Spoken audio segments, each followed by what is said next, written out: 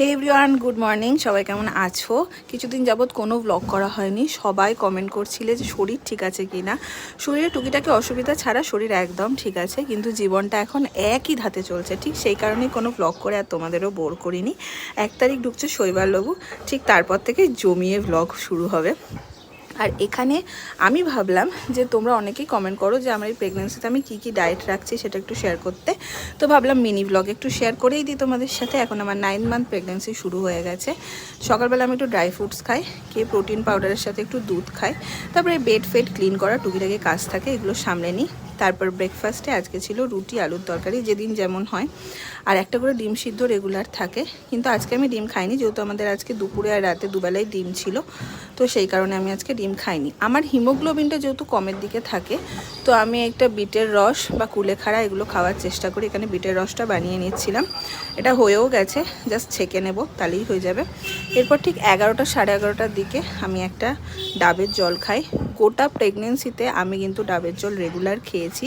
প্রেগনেন্সিতে ডাবের জল ভীষণ উপকারী। যারা যারা এই ফেসটা দিয়ে যাচ্ছ তারা ট্রাই করতে পারো। এরপর আমি চলে গেছিলাম স্নান টান করে ফ্রেশ হয়ে একদম লাঞ্চ করতে। লাঞ্চে আমার ছিল হচ্ছে কুমড়ো ভাজা, ডাল, ভাত আর এই যে ডিম আর সয়াবিন দিয়ে একটা তরকারি। এরপর 3টে সাড়ে 3টে বাজলে আমি একটা ফল খাই, কোনো দিন আপেল, কোনো দিন বেদানা, যেদিন যেমন থাকে। আর কলাটা আমি রেগুলার খাই, কিন্তু আজকে আমি খাইনি, সেই জন্য তোমাদের সাথে শেয়ারও করতে পারিনি। এটার পরে সন্ধেবেলা হলেই আমার খিদে পেয়ে যায়। আমি যেহেতু লাঞ্চটা ঠিকঠাক টাইমেই করে নিই, তো সন্ধে হতে না হতেই আমার খিদে পায়। তো কোনো দিন আমি একটু চিকেন স্যুপ বানিয়ে নিই, কোনো দিন একটু চিকেন স্টু বানিয়ে নিই, কোনো দিন একটু মুড়িও খাই, আবার চিড়ে ভাজাও খাই। আজকে নিয়েছিলাম একটু চানাচুর দিয়ে চিড়ে ভাজা। এটাই সন্ধেবেলা স্ন্যাক্সে আমি আজকে খেয়েছি।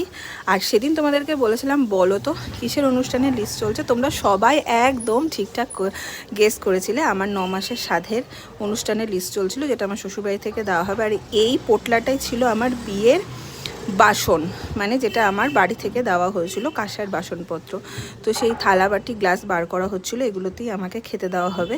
তো আমি বসে বসে এটাই ভাবছিলাম যে সেই বিয়ের বাসনগুলো এবার আবার একটা এরকম ভালো অনুষ্ঠানের কাজে আমার লেগে যাচ্ছে।